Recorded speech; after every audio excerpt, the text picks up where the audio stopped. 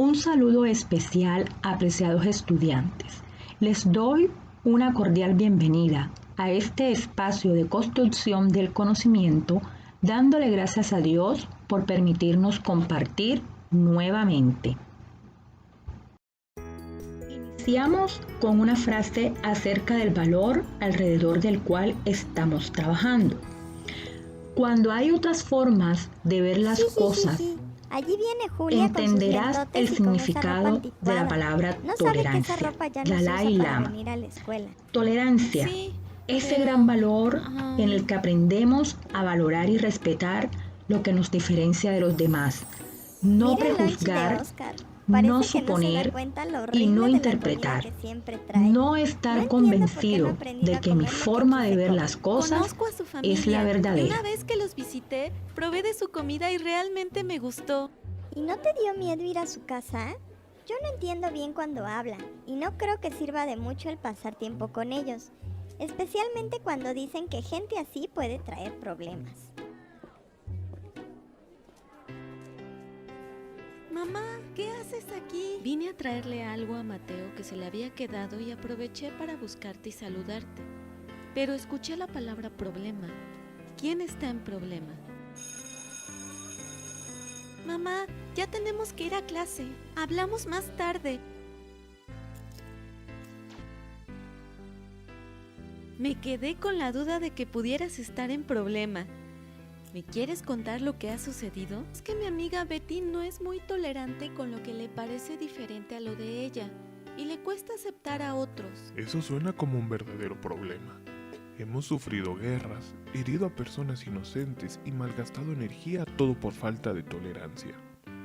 Y qué bien que usaste la palabra correcta, Estela, porque alguien tenga una creencia diferente, se vista, coma o hable diferente, no lo hace malo, simplemente distinto. Dios nos dice que debemos amarnos los unos a los otros como Él nos amó y añade, trata a los demás como quieres ser tratado. No olvidemos nunca ese principio.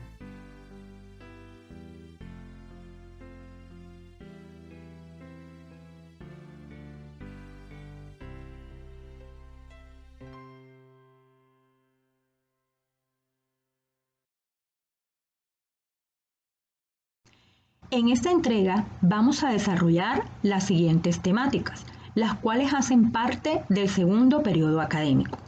En ella vamos a encontrar el texto argumentativo. ¿Qué vamos a hablar o qué vamos a ver del texto argumentativo? Su concepto, la estructura y los tipos de textos argumentativos. También vamos a desarrollar el tema, la literatura latinoamericana del romanticismo, realismo y naturalismo. ¿Qué vamos a ver de esta literatura? Su concepto, el contexto histórico en el que se desarrolló, las características principales de las literaturas del romanticismo, realismo y naturalismo y los géneros literarios que la integran. Iniciamos nuestro desarrollo curricular hablando sobre el texto argumentativo. Iniciamos con la definición de lo que es el texto argumentativo.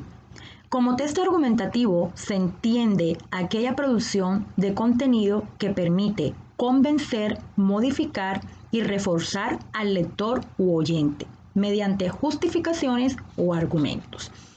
Este texto se caracteriza por plantear diferentes puntos de vista, ordenar los argumentos de manera jerárquica partiendo de los más convincentes a los menos y presentando una tesis que se quiere defender o rebatir.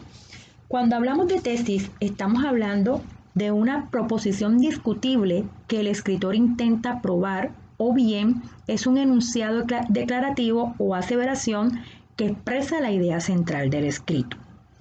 Cuando hablamos también de texto argumentativo, estamos hablando de un texto que tiene una estructura. Dentro de la estructura del texto argumentativo encontramos las siguientes. Una introducción que presenta el asunto del que se va a hablar y busca ganarse la confianza del destinatario. Un cuerpo de la argumentación que se refiere al desarrollo de la tesis propiamente dicha, haciendo uso de los diferentes recursos lingüísticos. El objetivo es convencer al lector, por eso la información deberá ser clara, estar ordenada y tener un sentido de coherencia. Y en la conclusión, nos referimos a la última parte del escrito, que puede constar de varios párrafos, en la que se justifica de manera concisa la hipótesis planteada, es decir, se expresa un razonamiento lógico que le da un sentido a todos los argumentos mencionados. Para realizar un texto argumentativo debemos tener en cuenta también las clases de argumentos que utilizamos para redactar. Dentro de las clases de argumentos tenemos los racionales, que son ideas y verdades admitidas por la sociedad, de hechos, que son pruebas comprobables, de ejemplificación, que son hechos concretos, de autoridad, que son la opinión de una persona de reconocido prestigio, y los que apelan a los argumentos como son halagar, despertar compasión, odio, etc.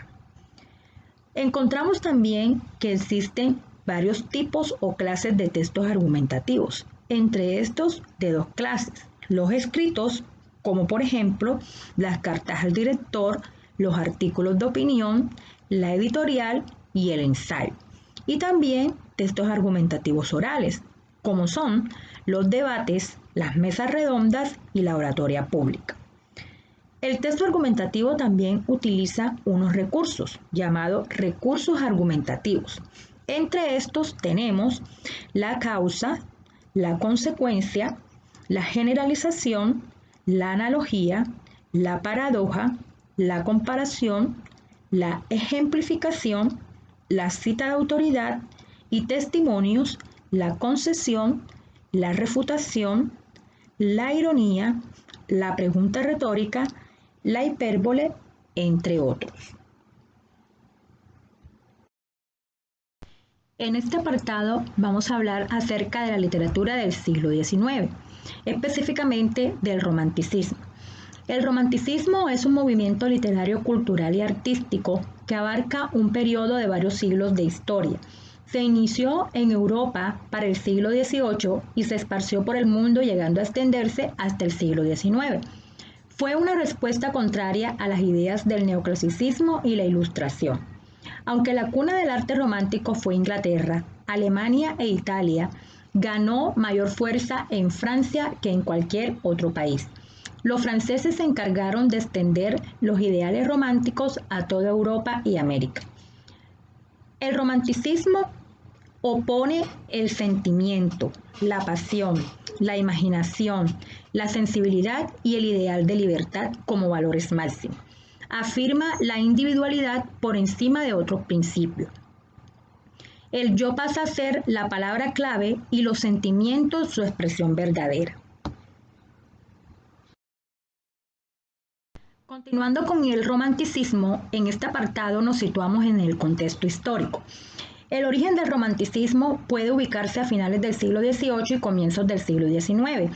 Se desarrolla en Europa en una etapa de la historia que está marcada por el ascenso de la clase burguesa y al mismo tiempo en medio de los ideales de igualdad, fraternidad y libertad que llevó la Revolución Francesa.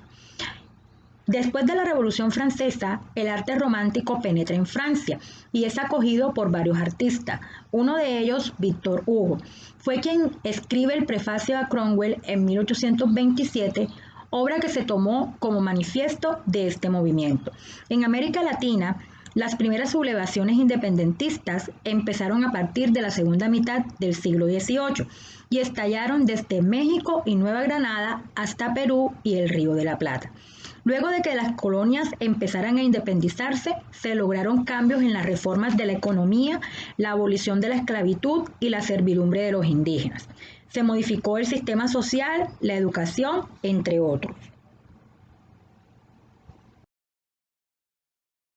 Continuamos hablando de las características del romanticismo. De este podemos decir que proclamaba la libertad total. Rendía culto a lo irracional, lo instintivo, lo pasional y al mundo de los sueños. Andaba en la búsqueda del valor nacional y de la autonomía del individuo. Apoyaba la expresión de la angustia y la exaltación del amor y los ideales. También rescataba elementos populares propios de la tradición. Otro aspecto para resaltar dentro del romanticismo fueron los temas que inspiraron a los escritores románticos en Latinoamérica. Entre ellos está la naturaleza, en el cual se canta a la diversidad del paisaje latinoamericano, la pampa argentina, el campo, las montañas, los ríos, la raza y las costumbres.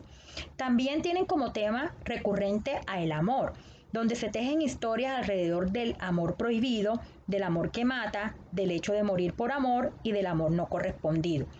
Le escriben al indígena. Algunos escritores trataron el tema del indígena en un intento de volver idealmente al pasado precolombino.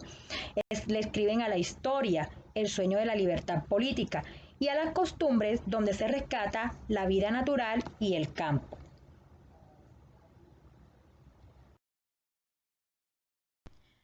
¿Cuáles fueron los géneros predominantes en el romanticismo? Entre ellos tenemos al narrativo, donde se evidencia el espíritu crítico y revolucionario como herramienta ideológica para combatir el atraso y los regímenes autoritarios y tiránicos. De igual manera se destacó el género lírico, donde imperan los estados subjetivos cargados de sentimiento y emoción a través de la poesía. El poeta huye de su soledad. En la narrativa del romanticismo encontramos que sus representantes eran rebeldes y estaban preocupados ante todo por manifestar ideas transformadoras de la realidad americana. En la subclasificación encontramos los cuentos, de cortes costumbristas, sentimental, fantásticos, y las novelas históricas, sentimentales y costumbristas. El folletín, donde publicaron sus posiciones políticas en periódicos de la época y usualmente eran escritos anónimos. De la lírica romántica podemos destacar que la melancolía fue el elemento principal de la tradición poética romántica. Las principales formas poéticas cultivadas en el romanticismo latinoamericano fueron la balada, la canción, el romance y el poema en prosa. Como grandes exponentes del romanticismo latinoamericano tenemos a los escritores Esteban Echeverría, Buenos Aires 1805-1851, José Mármol, Buenos Aires 1817-1871, Andrés Bello, Caracas 1781-1865, Juan Zorrilla de San Martín, Montevideo 1855-1931, José Joaquín Fernández Lizardi, México 1776-1827, Domingo Faustino Sarmiento, Argentina 1811-1888 y nuestro gran escritor Jorge Isaacs, Colombia 1837-1895. Grandes escritores que plasmaron en cada una de sus obras la realidad de Latinoamérica en sus ámbitos políticos, económicos y sociales. Apreciados estudiantes, en este apartado hablaremos de una corriente literaria también muy importante como es el realismo. De ella podemos decir que es una corriente estética que supuso una ruptura con el romanticismo tanto en los aspectos ideológicos como en los formales, en la segunda mitad del siglo XIX. Y se extendió también a las artes plásticas en Latinoamérica, lugar donde hasta entonces no había gran proliferación en este arte.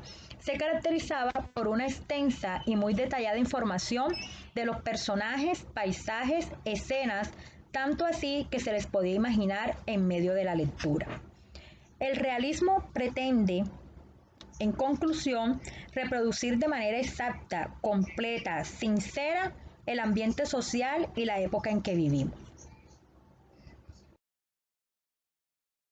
Dentro del contexto histórico del realismo, podemos decir que llega a Latinoamérica mucho tiempo después de lo que se dio en Europa.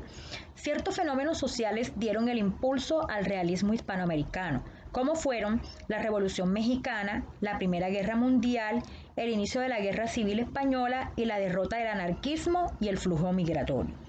Las naciones hispanoamericanas recién estaban ganando fuerza y por ello representaban factores sociales como la corrupción, la esclavitud, el mestizaje y el racismo a los diversos grupos étnicos.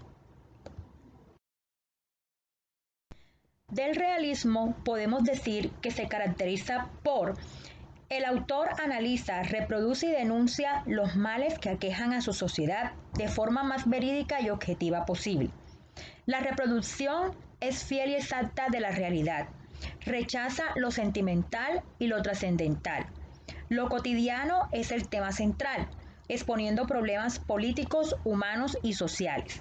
El lenguaje utilizado en las obras abarca diversos registros y niveles de lenguaje, y las obras muestran una relación mediata entre las personas y su entorno económico y social.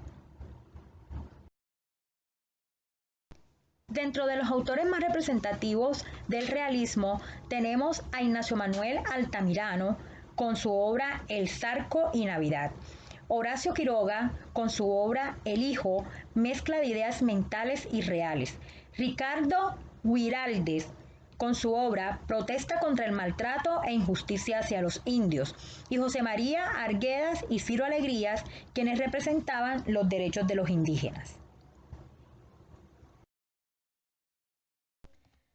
Para cerrar el ciclo de los movimientos literarios en Latinoamérica, hablaremos sobre el naturalismo, el cual es un estilo artístico, sobre todo literario, basado en reproducir la realidad con una objetividad perfecta y documental en todos sus aspectos, tanto en los más sublimes como los más vulgares. La corriente naturalista sostiene que la naturaleza está formada por la totalidad de las realidades físicas existentes y por lo tanto es el origen único y absoluto de lo real. Para el naturalismo, todo lo real es natural y viceversa. No existe realidad posible fuera de los límites de la naturaleza. Asimismo, cabe señalar que niega la dualidad naturaleza-espíritu, ya que este último es considerado como una forma especial de la primera, irreductible a ella.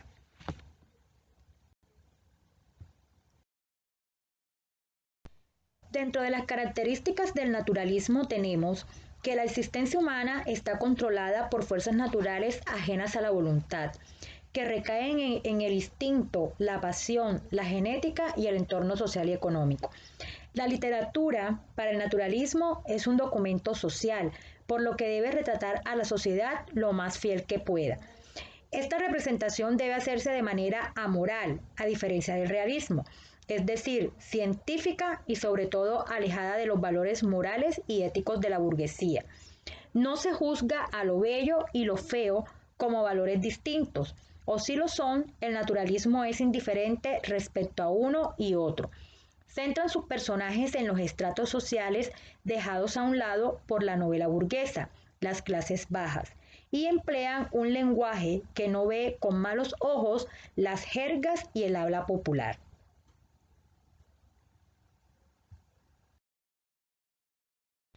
Dentro de los autores y obras más representativas del naturalismo tenemos a Clorinda Amato de Turner con Ave sin nido, a Mercedes Cabello de Carbonera con Blanca Sol, a Eugenio Cambáceres con Música sentimental y a Federico Gamboa con Santa.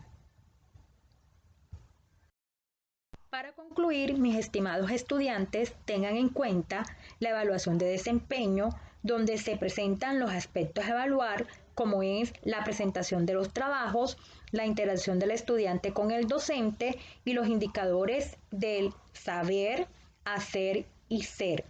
Muchas gracias por su atención y nos vemos en una próxima entrega.